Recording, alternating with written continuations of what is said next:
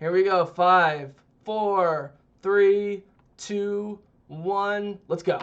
It's exactly that sort of aggressive All right. advancement that Scarlett will have to do. Here we go. These 3 bases. Here we go. Hopping So into the game. American guy was the American guy we were listening to before. I'm almost positive. Which player advances All right, on? now I'm Now gonna the turn group up that the- goes on to I'm famous, gonna turn this up the a little other bit 3 players for the for you battlegrounds guys of New York there. City. Judas will Day tell 2. me if Let's introduce our players in the southwest. it's not the same position guy. Okay. As the red Zerg. Anyways, Give it up for Acer Scarlett. Acer Scarlett. I don't know what Acer Scarlett means. But Scarlett in the red playing the Zerglinglings, and Terran's being played by a bomber. Oh, Acer's the team. I see. Cool, cool, cool. From Team Startail, It's funny to still to see tweets above the scoreline there at the bottom. You know, back when Twitter wasn't controversial. It has been a long minute since we've seen Cloud Kingdom. Of course, we got. All right, so let's see. I got to get used to. I have to get used to how it looks on. This map. I kind of like it. Yeah. It's, I'm gonna move my image here This is so smart. I mean, you think about the way so the you can modern see maps what they're work. selecting. Everyone has their standard spots that they scout for cheeses. But There then we when go. they Bring back in older All maps, right. people are going to be so unlikely to scout those spots because it's just. Let me falling see out how, of because frame. the graphical things about the size of the army's supply and money and so forth is different. Right? We look at it 12, 19. So I'm just getting 15, okay. 18. Will an overlord All right, perhaps let's go in for go minerals. to Scarlett the building up East minerals Station super to, fast. you She's, know, I'm perhaps sure, get over there gonna have an early Zerg rush. Again, I've not watched these Possible games first before, one guys. I know the final possible outcome second one up towards mostly, natural. but I've not watched But these we've games got before. a, single wrap still. Judas, That just give second me one we do yes or have no that on first. sound Now, balance. If you recall, in the WCS Season 2 Grand Finals, Scarlett was the only player able to push Bomber to the brink. A 2-2 Interesting. victory for Bomber. So they said in the previous major game between Bomber and Scarlett, Scarlett was the only one to even give him a challenge, even though she ended up losing. So this is a great rematch. And I'm sure Bomber's taking this very seriously. No dice. I mean, this There's, you can see the poll in the bottom right. Who cares about that? I don't want to cover that up though, because they are occasionally showing the actual unit Oh, and there we information. see the bunker going down immediately, and now's your chance. All to right. vote. Will Scarlett take So the bunker next goes damage down. from This proxy, we're going to find out very, Up, very soon. proxy. Instantly a drone He's to come building, down what is that? He's building a deal with this. barracks next to her proxy? Oh man, this is amazing. Look at this. Scarlett is reacting perfectly. She's normally you'd see this and go, oh, Right. it's going to be an 11-11. And what are you going to do? Ele- 9 drones. That's 9 targets. 9 drones. Scarlett has done none of that. Scarlett scouted everything, sees that it's a Reaper. Let's see how many drones. Sorry guys, I'm just processing this for the first time. How many will be lost? Oh, So at the last he's- second, one gets picked off. Still doing the fire bat thing, I guess all those years ago.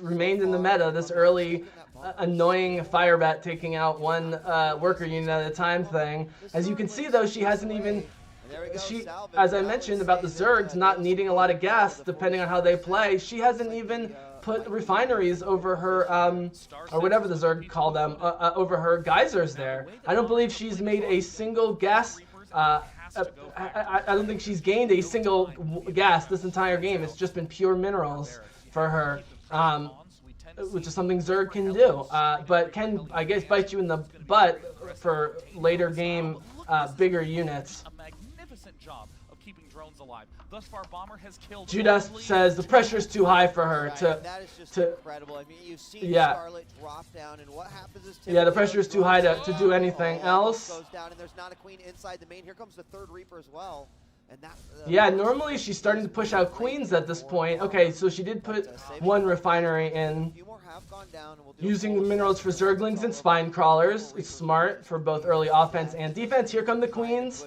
So the Queen of Blades, which is, of course, the perfect nickname for a Zerg player like Scarlett. Although she has others. I don't know if that's sort of her official name, but why? Who doesn't want to be Queen of Blades? But to be great playing with queens, the units, and also spreading the creep is such a Kerrigan Queen of Blades, you know, I am the swarm thing to do.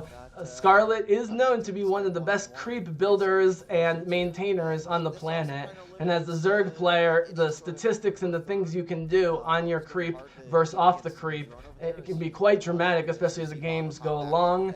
And so her ability to do early attacks, to defend early attacks, and still spread creep and do her macro all at once is amazing. They don't switch to Scarlett's vision much in these games.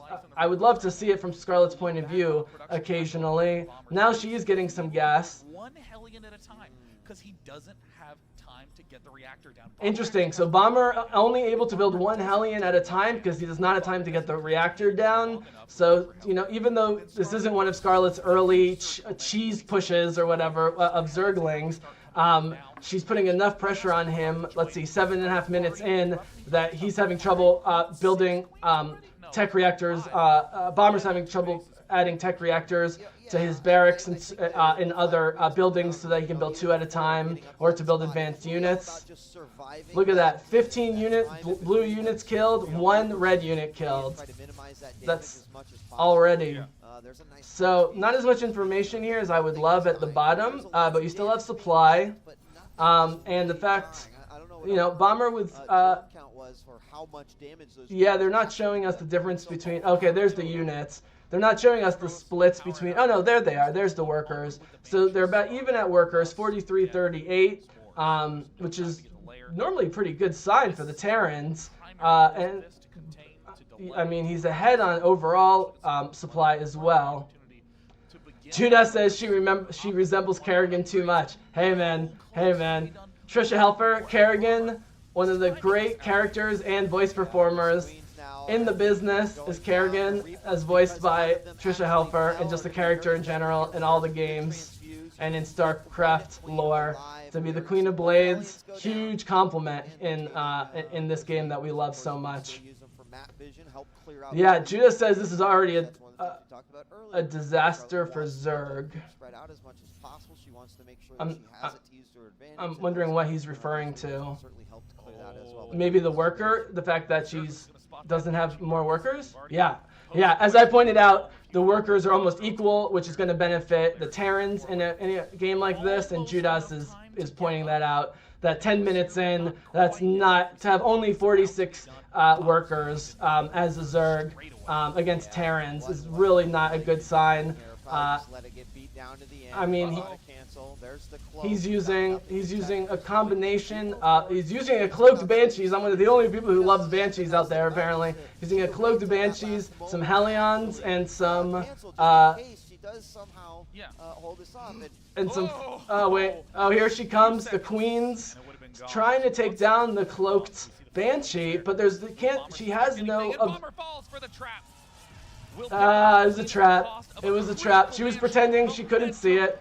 I can't believe he fell for that with the one Banshee, but he fell for the trap because Bomber was showing like Scarlett was showing like she didn't have any units to see cloaked units, but apparently he did. Third is going down for Bomber. And he has done a great job. I'm sorry, apparently, I got that backwards. I was saying Scarlett was pretending like she didn't have any observation available for cloaked units, but she was just sucking him into a trap to take down the Banshee. This guy is using Banshees. This, of course, is 10 years ago, so the meta is going to be quite different than what we're used to.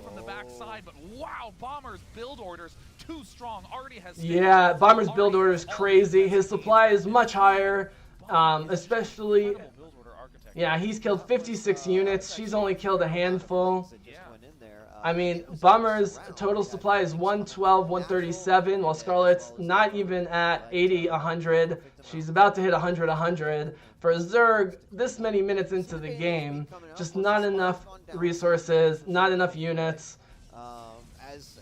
The differentiation in the worker count continues to benefit Bomber as the Terran player, which should not be the case if you're trying to win as a Zerg.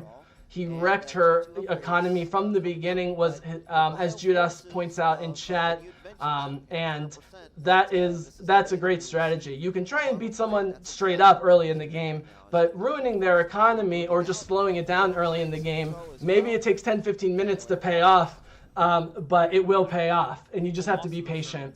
And that's something we saw also with Oliveira, is he might not try and win in the first 3 minutes, but he will be putting pressure on your economy early on. All right, so here she is with her air game, using Mutalisks finally, as opposed to just pretending to use Mutalisks. We got tons of Marines coming in. Here come the Banelings. Banelings get Baneling's... Annihilated by that early set of Widowed Minds, but Yeah, Baneling's just not doing what they should do. Just tons of Terrans pouring in.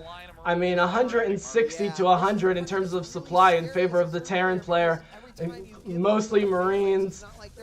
I mean, this game was over a while ago with the destruction of her economy early on. She's doing everything possible to maintain the creep and some sort of territory control, but all of the action of this game has been on her half of the board, even though it's on the creep. Look at how he... Bomber in the upper right. Well, now he's moving him in, but for a while he was keeping all those 24 or so Marines outside the base, split in a defensive posture, in a waiting posture for this moment. Now he's coming in. He's got all the medevac, destroys the hatchery. So that Zergling's command center goes down. And as I pointed out, with mules being kind of overpowered, mules can just pump out minerals like nobody's business early, mid, and late game because it's so easy and relatively cheap to get to orbital command and get those mules. So there it goes. So that game took officially like 15 or 16 minutes. But it really was over much earlier if you watch the supplies and the economies. All right, we're going to jump right into game 2. Here we go. Bombers up 1-0. Whether it's true or not. Yeah, Scarlett's fan favorite. I don't think needs to be pointed out. So we'll see if she goes for an early win here or whether she gets more conservative. Because it's best of 3. So she loses here, it's over. He wants to try to close this game out to win the series and move on with parting. Give it up for Bomber. There's Bomber. Wait, they're not in opposite corners? This is so old. He's in the upper right and she's in the upper left. That never happens. I thought it was always reverse corners. They're both in the upper half of the screen.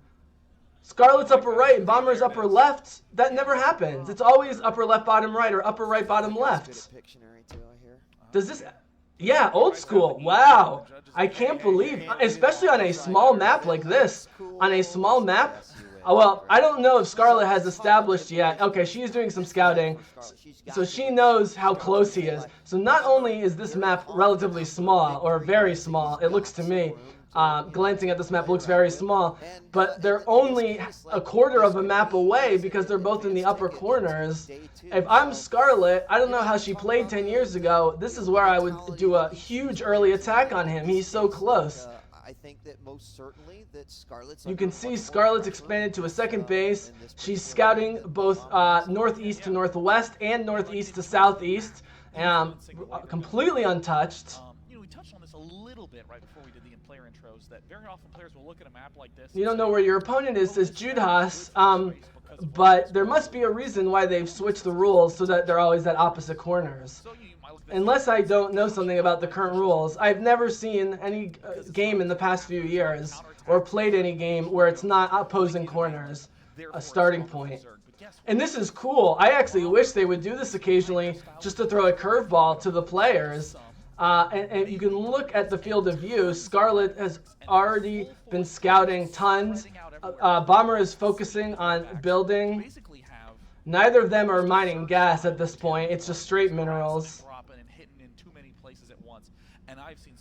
Right, I mean, I pointed out that this would be the time to cheese, Judas, right? This would be the time. You don't know, but she knows. She's about to know. She's about to know 4 minutes into the game. And while she needs to get more drones out there so that she can convert them to Zerglings or whatever, if I'm Scarlett, I'm immediately attacking this base. Cheese won't work, okay? Alright, so he's got the orbital command going, obviously, which means he can scan. He's going to start getting Fog of War cleared. He's going to start using the mules for his mineral count. As you can see, Bomber's mineral count, well, he just spent a bunch, but for a while, his mineral count, the speed of his mineral count is higher. He's got a gas count. Scarlett's not even bothered with gas. 5 minutes in, not one barrel of gas for Scarlett. Really not a great third. Oh, look at that! Look at that! All but 1 hit point on the Overlord. You gotta love it. You gotta love it. So Judah says if you go for an early rush but guess wrong, your opponent is somewhere else. Yes, obviously, but that's always the case. But there must be a reason why the current rules have at opposite corners. I actually prefer this because then you can't assume that they're at opposite corners. I think this is cooler. I would make this happen not all the time when the map spawned, but occasionally to have them both in the north or both in the south as opposed to opposite corners, I think is super cool. Yeah, I agree. This is way more fun, especially because I'm kind of surprised at 6 minutes. Scarlett's going for the third base as opposed to rushing, even though she knows where he is and that he's doing more of a macro play here. Let's see. Scarlett finally has a lead, a significant lead in workers, 43 to 29. We'll see if she can maintain that. Her overall supply, in terms of actual supply, also greater. Starting to get a lot of minerals out, even while he has access to mules through the orbital commands. But now players are starting to diversify as Terran. They're starting to get more Thors in there. We see Bomber right. A lot more So you know this isn't the fact that he's starting to build Thors 7 minutes into a game. You know that this is an old game because, as I pointed out in that last Oliveira Rainer game where the Thors came in late, if you're going to see Thors in a serious 1v1 versus match, it's going to be late because of how big and slow and expensive they are. So, you know, in the heart of the Swarm years, I think the game was a little bit more wide open. Obviously, the maps are treated differently here with the placement. You've got units being built that are no longer used in the meta or are used later. Here comes some Hellions going for her natural base, for her second base, I believe. Now down to the third, blows up some workers killed. Okay, she gets a few workers. To the front and trying to avoid the jaws of the claws of those Zerglings, but yeah, I mean 3 Hellions is the critical number. It takes 3 shots. So just to paraphrase what Judas is talking about in chat as the Hellion. Boom! Wow! Bomber lost at least 3 Hellions there trying to sneak by and get some drones. Yeah, I know you have these slow Zerglings lumbering their way. So Judo says they've made mineral counts lower in the newer format, which makes you take more bases sooner and leads to endgame theoretically sooner, making game pace faster and bringing more viewers to the game. I think that's all true. That being said, Judas, I've watched a number of hour-long games, both in the current Masters that's currently going on, and in the Poland early in the year when Oliveira won. We were watching Oliveira Rainer from early in the year in Poland, the IEM championship or whatever. I've seen a number of games, especially Zerg Protoss, go over an hour. So you still can get to that point where you're using high-end units and are maxed out on supply, and it's this, you know, playing a game of chicken of who's going to do that final attack first. There was one with Nina the other day that lasted forever. That was really exciting. Judah says in the earlier days, which this is 2013, of course, StarCraft 2 originally came out 2010, so 2013 is still the early days of StarCraft 2. People would turtle for 30 minutes and then just dance around each other because they were afraid of engagement. That will still happen, as I just was mentioning, but it will only happen much later in the game after there's been a number of attempts to end the game. Sometimes you just can't take out the other player. Okay, so here's a mass barracks. You know, they call this an 8 racks or whatever. I don't know how many barracks he actually has, but he's doing a ton of barracks because unlike Protoss and Zerg, who can, you know, beam slash evolve units instantaneously in large numbers, the only way for Terrans to create simultaneous large numbers of units is to have just a ton of barracks or a ton of factories. And so there's a whole bunch of barracks on the board. I don't know exactly how many right now. Widow Mine's doing some work.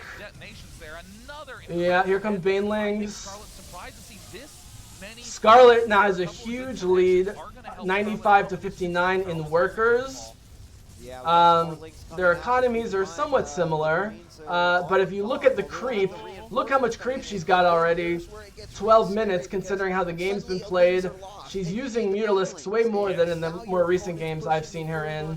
So she's using air Zerg units in fairly large numbers in the, 12 minutes in, which is great to see, and not just go all ground with Zerg, which is so tempting.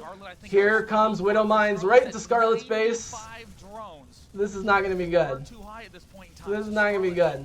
If she can get up to a critical Mutalisk count, is going to be in. Oh, I thought he was just about to. I thought Bomber was about to detonate in her base. He's both going to repel the attack, kill the Overseers, and knock down the 4th base. This is right. To kill, he repelled the attack. Did Bomber, got the Overseers, and going after the base. And not letting anything happen to it. She can now get a yeah, people are using Roaches a ton now. Roaches are one of those units that everyone knocks as being bad, but everybody uses, and they use Roaches constantly in all phases of the game as Zerg players. So, oh man, Baneling finally nails some Banelings. Finally nails some Banelings. They're about even. I was about to say they're even on upgrades, but Scarlett just got to 2-2 while Bomber's at a 1-1 in upgrades. So Scarlett is winning the upgrades battle. Bomber is trying to churn out a ton of units right now. But she's just putting on too much pressure and has got too many workers. I don't know, man. Bomber with 59 workers, 14.5 minutes into the game. This seems like not enough workers. I know. So what happens is, because they both started in the north. Up here come the Zerglings. This is classic Scarlett. I'm always waiting for this to happen in Scarlett games. You got Scarlett coming in. There's a bunch of Mutalisks, but they stay in the north. You know, like. They're not just starting in both in the north, but they've stayed completely in the north. The southern part of that map, I mean, Scarlett is putting up, starting to put up hatcheries and stuff in her eastern side just because she can and because it's easy with Zerg. But I don't know if it's going to come down to that.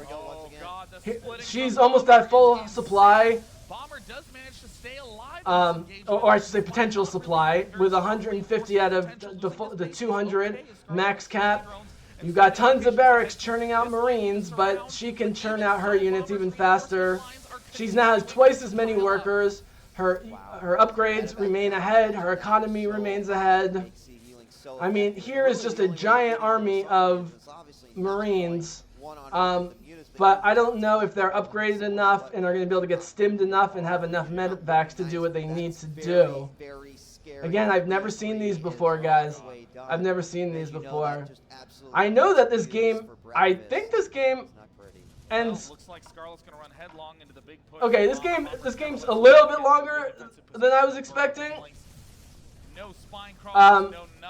Because they brought us into this game not quite at the beginning. Here we go. Or like, oh man, huge Baneling attack. Huge Baneling attack. Bombers. Here come the Mutalisks. I love to see the air and ground units. Here we've got Zergs, we got Banelings, we got Mutalisks. Bombers down to 116 supply to 167, 166 for Scarlett. Scarlett still got minerals for days, twice as many workers. And so she can keep morphing those drones into Zerglings if she wants to, or using them to get minerals. One of the great advantages of Zerg, of course, is that while you have to, quote-unquote, sacrifice drones for buildings and units, they also can be getting minerals for you at all times when they're not being evolved or mutated or whatever. Obviously, other than 2 High Templars becoming a Archon, not something. Okay, here we go. Scarlett is just moving in on the 3rd base. Now she's going to the 2nd base. She's pushing heavy with tons of Mutalisks on the 2nd base to the natural 2nd base.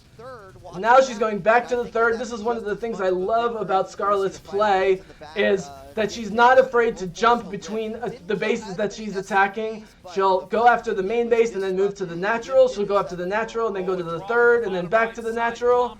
All right, so Bomber is now taking her. I was pointing out that she was starting to build in the the east central and southeast. He's not going to let her do that. But I don't know whether going after her 4th, 5th, and 6th bases at this point in the game is going to be enough for Bomber. Bomber is at 3-3 infantry upgrades, which is excellent, as they also just pointed out. So the 3-3 infantry upgrades is so big for Marines with all of their... I mean, I know it's only 3 extra damage per Marine, but you have 100 Marines, that's 300 extra damage per attack. Here she goes.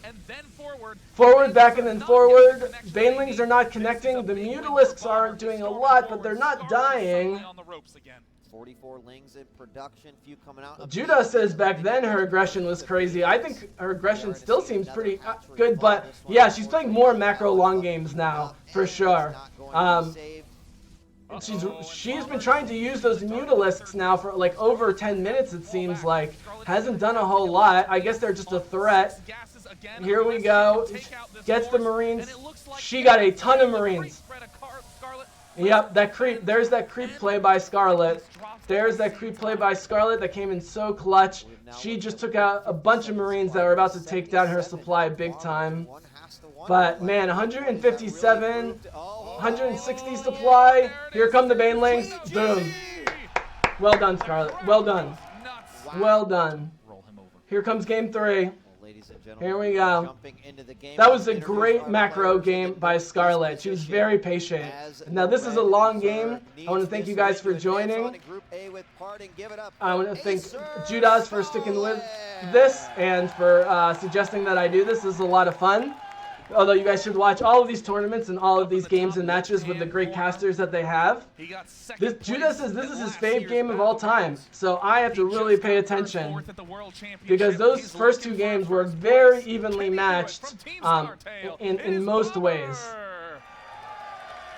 If I didn't know how good Scarlett has been usually over the last 10 years, I wouldn't necessarily think she was the favorite at this point. Oh, I love the love. Signs and flags, and the broadcasters are saying how much they love the fans, and the fans love the players, and the players love... Mostly the players get along with each other. I mean, some of them could be babies and crybabies and whiners and so forth, like basketball players, but mostly the players are friendly with each other outside of competition. Scarlett, I know, is very good friends with both Asian and European players and spends time there training and just hanging out with them. She was a newcomer, Judas is pointing out, so this is early Scarlett here, so for sure she wouldn't be a favorite, especially as Bomber at this point had done well, as mentioned much earlier in my cast here. Whoa, what? What is he doing? Once again, they both start in the north. Now he's going to the central, south central. He's building at least 2 barracks. She has no clue that it's happening. Here comes 1 barracks. And he's immediately building Marines. He's not even waiting for a tech reactor. He's not waiting for a reactor. He's going right for 2 normal barracks. Let's see. So she is putting out her queens. Oh my god, I can't believe it. Did Scarlett really win Bomber that well on this map? Yeah, she did something. I don't know what she just did there. It's starting to look that way, Sean. We just have the 1, now 2 drones on the gas. First lings are out. So now she's sending lings to the south. She's going to have to discover. There's the Zerglings. There's the Zerglings. She's going to have to discover those barracks. I mean, he invested a lot to that gambit with the barracks. Yeah, she guessed where he would be proxying. I mean, it must have been an educated guess, or else she got super lucky. But this is not a short game, so you know that Bomber wasn't going to win early, but there go the barracks. He's retreating from his proxy position. That's already a victory, both an actual victory and a moral victory for Scarlett, making those barracks leave. That's a huge waste of time. He can't pull that trick twice now.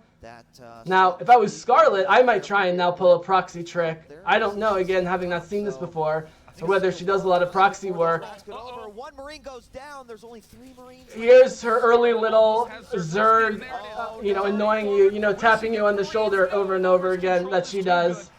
He's trying to wall off. I do want to point out, guys, that, in the original StarCraft and Brood War, using supply depots to wall off your base was not something that the developers at Blizzard, the creators of the game, had planned on happening, but became a major strategy for Terrans in multiplayer, a necessity even, was to use either a row of supply depots or, as he's doing, 2 supply depots with a major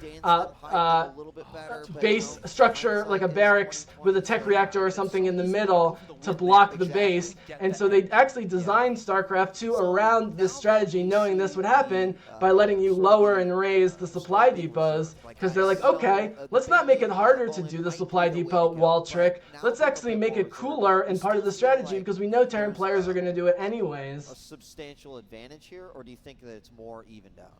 It's very unclear because this is such an odd. So now we've got a little bit of a breather 6.5 minutes in after that early action. She got lucky, or she was smart, or both, in finding those barracks and forcing them to move. I think they both survived, did the barracks. Again, I'm not listening to the commentary, and I'm trying to process a lot of information here. Unlike the Rainer games with Oliveira, which I've seen a bunch of, I've never seen these before, so I'm processing this the first time. So this is our second game in a row where we've had them both spawn in the north, with Bomber Terran northwest, Scarlett Zerg northeast. This doesn't happen anymore, and both of these maps are small too. So Judas, so you talked about these games being not as exciting, but they're using smaller maps and they're spawning the bases closer together. Wouldn't you think that that would make the games more exciting because they're so close? I mean, these are tiny maps. These are 2 tiny maps in a row. In both of the maps, you have them spawning in the north. I mean, as StarCraft distances go, they're almost next to each other. And yet, if you look at their base building, they're building south, not to the east. You'd think the Bomber in the northwest would start moving east towards her, but he's building south. Scarlett in the northeast is building to the south. And now you've got this no man's land in the middle of the north and absolutely zero action in the center, north or south. I think that's also part of one of the reasons maps are bigger and why they always spawn in separate corners now, is so that you really can use the whole map. He's got 0 scouting. Bomber has 0 scouting. We just saw his point of view for a second. Bomber has 0 scouting. He has no idea what's going on with her. And his little barracks trick that didn't work out early in the game was part of the reason why that doesn't happen. I don't know if he's been trying to scout, whether he even has the opportunity or ability to, but even though this is supposed to make players fight sooner by having the bases spawn closer together in the north and having small maps, that's not actually what's happening. They're turtling up. They're turtling up into their main base and their natural. Scarlett's trying to get a third going in the north, north central, so she starts moving slightly towards the northwest, where Bomber is. Again, I'm watching the mini map at least as much as the main gameplay here, so I can follow the base construction, because this is so different from how the current. Yeah, guaranteed damage. They point out. Yep.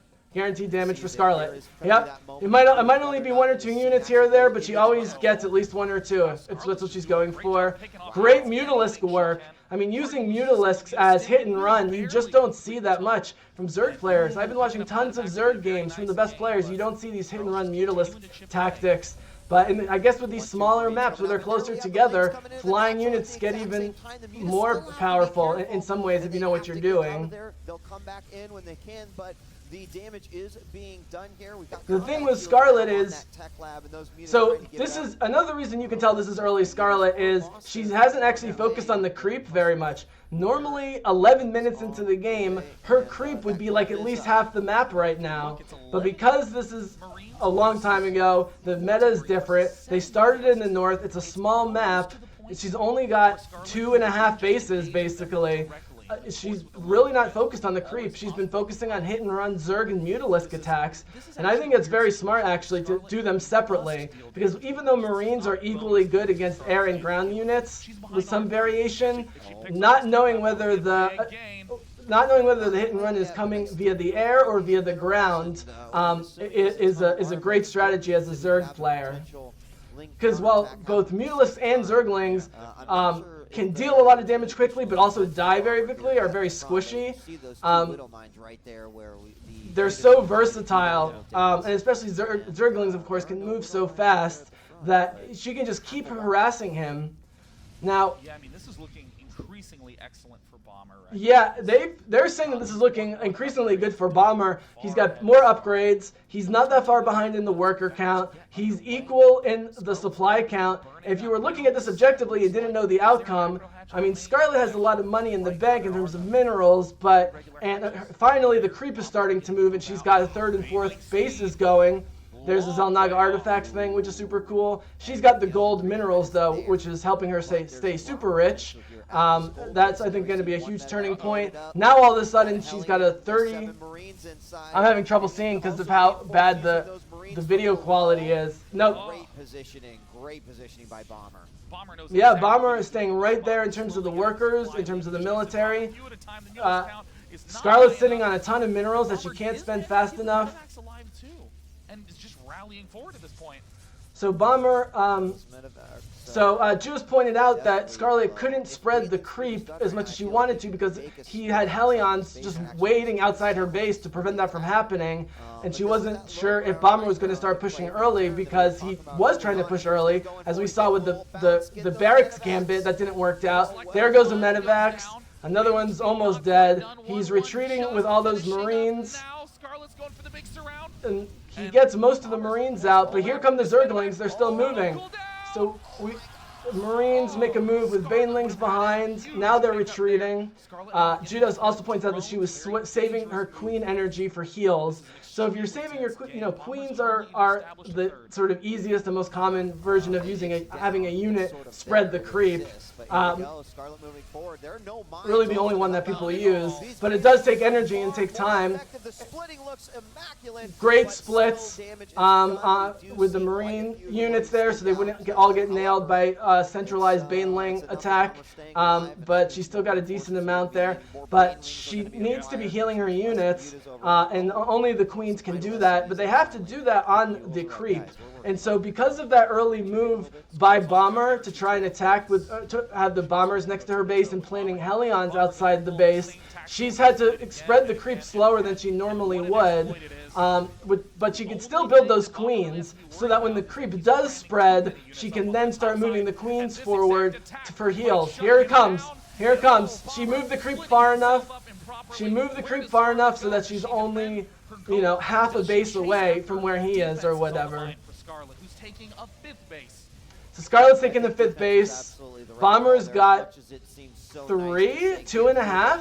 I mean, Zergs have to have more bases generally as the game goes on to win for a lot of reasons.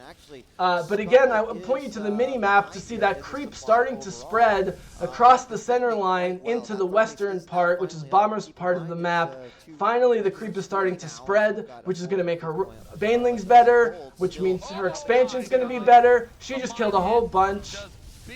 Oh no, a mine hit did some damage. Yeah, Marines and Marauders coming out. Again, not knowing how this ends, you think Bomber's winning most of this match, even though the early barracks move didn't work. But with that spreading creep, it's just as I was talking about with siege tanks and liberators in the Raynor Oliveira match, how Oliveira slowly gains ground, not by just making more bases, but by slowly moving his siege tanks and liberators further out and covering more ground to defend neutral territory. And that's what's great about the creep when you know what you're doing, is you can start controlling neutral territory by spreading the creep even before you have a base there, even if you're not planning on having a base there. But your units are more powerful on the creep. Here it comes. Oh, this is going to nail his workers. Going to nail his workers. Huge number of workers killed. Now she's got a 20+ lead on workers. That was massive. They're both at about 150, 160 supply. Here comes more Banelings. And those are 2 attacks in a row where the spreading of the creep has starting to pay off. What I was saying early on, I was surprised and worried for Scarlett that she wasn't spreading the creep fast enough or far enough, but for the late game play, she never stopped spreading it. If you look at the mini-map in the bottom left, you can see she's already spreading creep to the southeast and the south in case the game goes really long, so the creep will already be there. So Scarlett is not giving up on the potential long game that can potentially happen. She's not giving up on that. But even if you just look at the northern part of the map, now the creep is into the western hemisphere, and the creep is coming up the ramp into the Terran bases. That's really bad. That's really bad. When you've only got 2 or 3 Terran bases and the creep is coming into your base, I mean, Zerg units are just better in every way possible on the creep, and vice versa, negative for Protoss and Terrans. Also, guys, it should be pointed out that you can, as a Zerg player, you can see everywhere that the creep exists. So your fog of war is permanently increased as you increase your creep. It used to be that you could see beyond the creep with the creep. And I believe that was still in effect here back in 2013. So she can probably see almost the entire map at this point with the old rules. They smartly changed it so that you can only see what's on the creep, not what's beyond the creep. Here we go. Bomber's down to 29 workers. Scarlett's at 60. While Bomber's 3-3 on the infantry upgrades, Scarlett has more overall upgrades. And she keeps connecting. Look at that creep coming up the base ramp. I mean, if you're a Terran player, just watching the creep, forget about these engagements. Just watching the creep, you can just tell this game is going to go towards Scarlett. Yeah, Mutiling, right? As I've been pointing out, it's been all Mutalisks and Zerglings this entire time. But she's actually winning with the creep.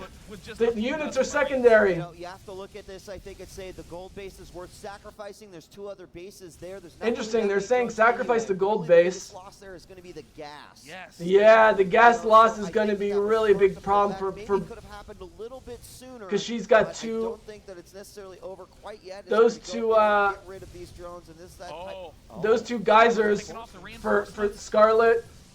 Although they're not going down. There they go. The Zerg refineries go down. So Bomber's got enough mules at this point where 30 workers isn't terrible. But Scarlett coming back to her base that just got destroyed. 96 to 65 in favor of Scarlett in terms of supply. This game still could go either way if you don't know which way it's going. They've both taken bases from one another, not surprisingly, in the north. So they both start in the north, and as soon as they start expanding, Bomber towards the northeast from the northwest, and Scarlett towards the northwest from the northeast, they go after those bases. And so even though Scarlett is spreading the creep all over the map, the majority of the game is remaining in the upper third of this map, which never happens anymore because of the new rules about where bases spawn. It's more interesting in some ways, it's more limiting in some ways, but it's definitely cool to see how these old school rules really change the game. I'm going to talk off mic later to Judas about why there's so much Mutalisk action from Scarlett in these early days, and now we see it mostly she builds spires. At least half the time she builds spires just to fake out her opponent that she might build Mutalisks, and doesn't actually use a lot of Zerg air units in recent games that I've seen. But in these early Scarlett games, in terms of her career, she's using a lot of air units. Mutalisk going up against Marines, know that she would lose that battle, runs away, although he didn't have a medevac, so I'm not totally sure that she would have lost, but she doesn't want to give up those Mutalisks. She might have won, but she would have lost a lot of units. Back to the creep. But look at the creep spread. It's so interesting. Again, with them both spawning in the north, which is an old rule that doesn't exist anymore, she spread the creep all the way to the southeast and all the way into the center, but he's maintaining. There she comes, coming into the gold base. And there goes all the money for Bomber. He's got to move the command center out. And I know he's got mules, but he's only got 20 workers. That can't be great. So he's had to leave the gold minerals. Judas, I believe gold minerals aren't as there aren't as many gold mineral patches on average anymore, and there aren't as many per patch, or is it the same as it always been? It seems like there's a lot more gold minerals on these maps than there are now. Here it comes. An attack against the southeast base, which is the most recent Scarlett base. And Scarlett completely repels it, even though it's a relatively brand new base. And that, again, is where Scarlett and the creep has paid off. She built the creep like 10 minutes ago to the southeast corner, long before there was any potential of action happening there. But now it's paying off, and now she controls the entire eastern third, a bunch of the center because of the creep, and Bomber has not really moved past 3 permanent bases over on the northwest and a little bit towards the center west. So she's, even while she's losing individual battles and economically it's going back and forth because of the creep spread and the hit and runs, and just not, she keeps harassing him. Here, right, so she's got 1 mining base there in the south. Left. Now that's gone with the Marines. So now she's down to only 50 worker units, which is very low for Zerg at 30 minutes into the game, to say the least. Judas says gold bases mine faster now, but the total resources are the same. Or you say gold base, you say they used to mine faster.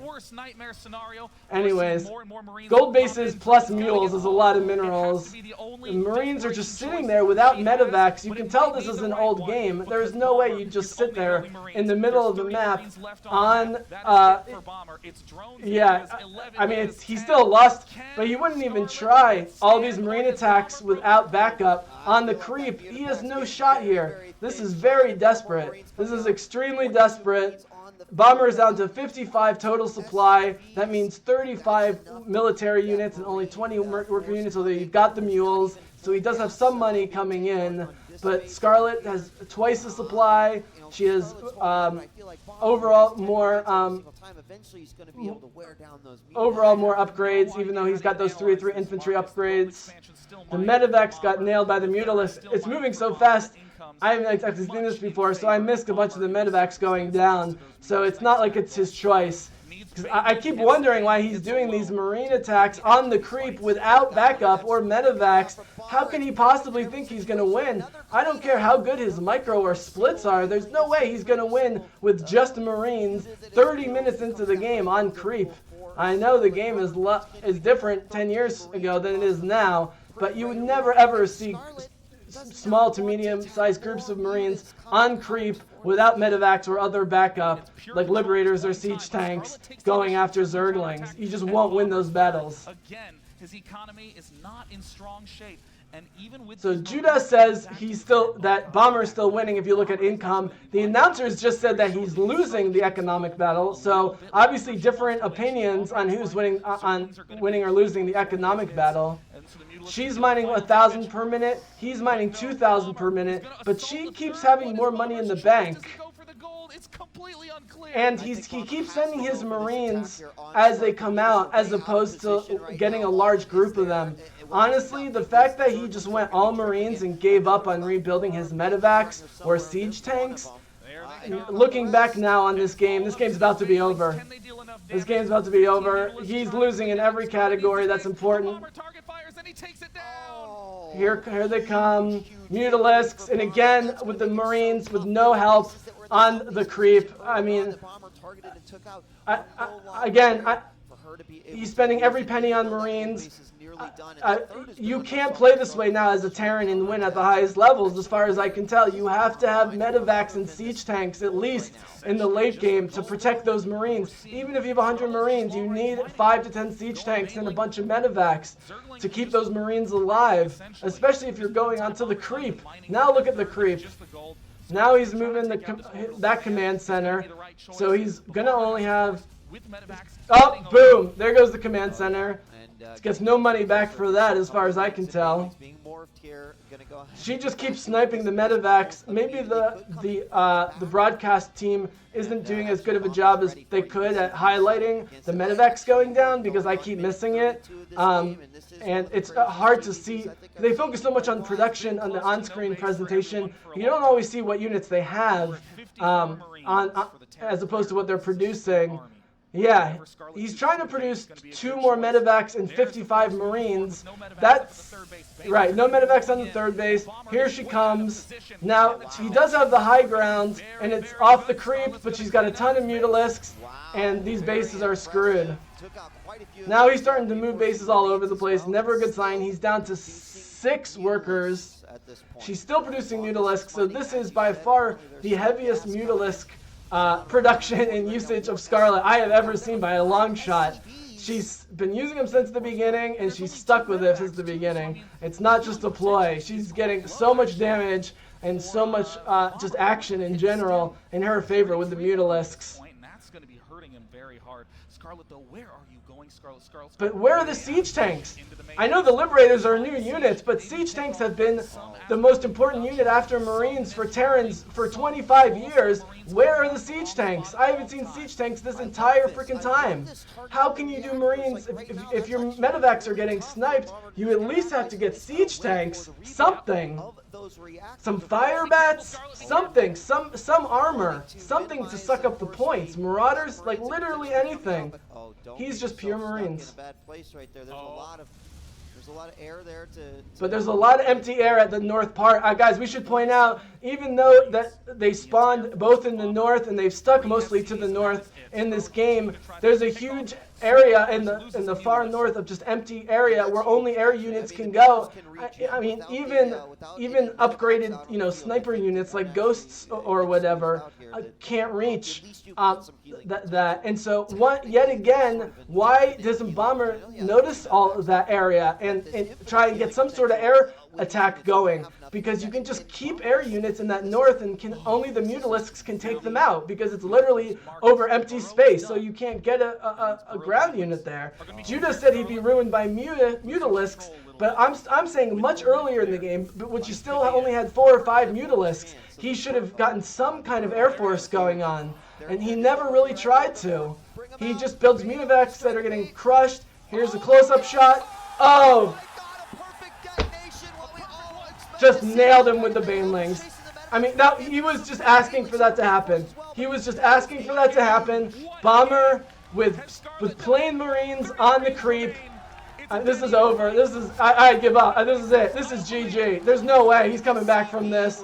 But yet finally attacking with only Marines on the creep, with no siege tanks and no medevacs, with her mutilisks and her ground forcers. Now he's moving the entire base from his original base. This game is over. There's absolutely no way. Now she's got mutilisks, so she can attack his base structures in the air. Thank you guys for joining us. This is going GG very soon. And then I think we see they might interview Scarlett after this is over, but I don't think. Oh, there it goes. There it goes. This game is about to be GG in about 2 seconds. You can, I mean, again, it looked like it already about 10 minutes ago or 15 minutes ago, but not so clear. Another giant baneling attack, and there he goes, Scarlett. Wow. What a use of mutilisks and banelings, not even relying on the Zerglings that you normally love so much. Just unbelievable. Just increasing those mutilisks, increasing them, not committing them to the big attack, but building in those mutilisks, having enough Zerglings and banelings, but using those queens not to heal but to spread creep, and then the creep was spread so far that it was basically even the Terran areas were being overtaken by the creep. So now he's already lost the ground battle, and by then she built enough Mutalisks. Just a brilliant, brilliant game. I'm not sure it's the best game I've ever seen because I'm not a Zerg guy necessarily, or my favorite, but Judas, before we let you go and we drop the stream, just an absolutely brilliant game. One of the best games of all times I've ever seen. Again, I'd never seen that before. I knew she won the third, but that it went long. But boy, was that exciting game. We have analysts over at the desk to talk about how amazing this was. I want to hear your guys'. Yeah, I'm gonna mute these guys, and I'm gonna go back to Rainer Oliveira on mute just to put in the background as we wrap up. Judas said, or sorry, I don't want to mute completely, but I want to put it on too loud. Judas, I know you have to go, and I'm going to drop the stream, but to me it didn't look like she was losing all game. I know there's a lot of numerical things that said she was losing all game in terms of the economy, minerals per minute, etc., blah, blah, blah. But the way she stopped the early barracks ploy by him, and then was very patient with spreading the creep, very patient. I said early on in the game that I was watching her creep spread, and while it took her over 30 minutes to win the game, the creep spread by 15-20 minutes. Yeah, it's true. I mean, I think the problem was that Bomber got burned with that early attempt to go after her with the barracks, and then when that went wrong, he says, okay, I'm going to go long game macro. Maybe Bomber should have continued his early attacks because he just gave her too much time to spread the creep so that when she finally built up that army, she was already controlling large sections of the map. That's what I saw happening. I mean, you just listened and watched me. You can go back and rewatch what I just broadcasted in that epic Bomber Scarlett matchup. But I was saying the entire game, increasingly as it went along, I was talking about the creep spread coming back. Now, I knew that she was going to win eventually, so, you know, that even though I had not seen that particular game before. But yes, as Judas pointed out, after she stopped that early barracks gambit, she just needed to stay even to stay in the game so that she could do her Scarlet thing. Because, you know, creep is so hard to push back once it starts spreading past a certain level. And you're trying to take out units and structures and creeps. I don't care how many, even if he had the medevacs and the siege tanks, to me it looked like she was winning earlier than maybe it did if you were just watching it for the first time, me knowing that she was going to win. But watching that creep spread, it looked to me 15-20 minutes in, plus with the slow Mutalisk build and how smart and conservative but smart she was with the Mutalisk, it looked to me like the momentum was moving towards her, even though on paper Bomber was a little bit ahead in the early and mid game. You could see the avalanche. You could see the snowball turning into an avalanche for Scarlett with the creep play, and then I'd love to see those Mutalisks. I would love to see more of that, and maybe the current meta doesn't support it as much. But I'm going to leave you guys watching this great final game with Rainer and Oliveira. I wanted to thank Judas for joining on the Twitch stream. I want to thank you guys for joining me. This will for sure be put onto YouTube as well, and I'll put the link up. And that was an absolutely thrilling. I highly recommend you guys watch the rest of this Oliveira, rest of the Oliveira games and matches from the ESL back in February in Poland, when he went on to not only beat Rainer here, but 2 South Korean greats in Hero, and then Maru to win the whole thing at relatively nowhere as the Chinese kid with Oliveira. We say goodnight to Judas, who's on the other side of the world, who should already be asleep. But this was his suggestion. I was thrilled to do it. It was super fun. Thank you guys for joining me, and we'll be back on the stream very soon with some more StarCraft 2 action. So, Adun Toridas, go Protoss, go Americans. American Protoss, the ultimate underdogs. We'll have to see what happens in the current tournament. I'm headed back to watch those matches, and I'll be back on the stream later. Peace, everyone, and enjoy the match. I'll leave it on for you guys. I saw the tech lab and the fact that it is Banshees. So yeah, I would expect Banelings to be formed at this stage for Zergs when they are expecting something a little bit earlier, basically in an attack. But that was full committal to a 1-1-1 is how I'm going to put that. The barracks aren't going to be down particularly fast. The Queen was in trouble. As I said, the Banshees were going to be a little more aggressive. They went right towards the 4th base too, which I think is a really good move. Still want to keep them alive. They're great for later spotters, but they're actually finding some damage and making Raynor scramble a bit. I mean, it's not even just the 6 workers. He actually managed to get a cancel on the 4th, which I think only just recently restarted, so it took a while to actually get that going again. Really, really nicely done. This is, I mean, you were talking about before, you don't expect too much damage from Banshees usually against the pro Zergs. This is a lot more damage than you'd expect. Yeah, absolutely. It lasted a long time too, literally from bottom left to top left of Babylon. So, you know, it doesn't seem like it's all that big of a deal, and it's kind of not. I think a lot of other things in this game will determine what's really happening, but that, I would be very happy if I was Oliveira. That was more than I would expect. But anyways, the Banshees will return home, so that's also a really good point about it. The Hellions are here. The Armory is going to finish for the upgrades, of course, but that also means that Oliveira's first attack is going to come with Hellbats. Yes, it is. And he is going to be hitting in from the south side, where that hatchery was canceled recently and only just recently finished. Ling counterattack is going to be able to snag, I think, a building command center? It got canceled. Yeah. Yeah, so it's actually not a super big deal. Oliveira is clearly planning ahead for these run-bys. 2 Banshees, once again helping, also a tank on the high ground. Really nice. It means that there's not 2 tanks here, though. That is something to point out. Only 1, but super safe with all the Hellbats surrounding it. Oh, yes. It is going to be very difficult to try and get any kind of backstab on that. Banelings are going to be somewhat on creep. They're half on creep, but they don't have Baneling speed. So Oliveira has a lot of time to react, pulls back up into the medevacs, unloads again, sims forward to try and get some chip damage on that hatchery to snipe up any Banelings. Good target fire. Covers down all of the Banelings except for 1. Here come the rest of them, though. Yeah, that's still no Baneling speed. Now, that's enough Banelings that I'm not sure you can actually target fire that, but time is going to try. Oliveira with the Baneling snipes thinks he can actually do this. Ew, that was very, very close, but now only 2 left over. Absolutely, Raynor is in trouble. That hatchery in more trouble than he expected. With the tank so far away, not actually, hitting stuff at those Marines, Raynor might have thought that he had this, but Raynor now in trouble as the Hellbats even decide that they can come forward. Unbelievable. Hydras are going to be also joining the fray. They're going to be able to help push back the medevacs as well. We're seeing reinforcements come in as the 2 Banshees and a lot of Marines start making their way across the map. More siege tanks also come to reinforce. Raynor is on the back foot. He's evacuating the drones, but Oliveira's not going for the base. He is going straight up to the 3rd. Oh, it's not over yet, but man, if Oliveira does this, the year of upsets, both of our global champions for Katowice out of the equation. Can it be done? Raynor is scrambling. He's on his back foot. He's trying to defend. The Baneling numbers do not look that great. The creep is still there, but where is the Zerg army?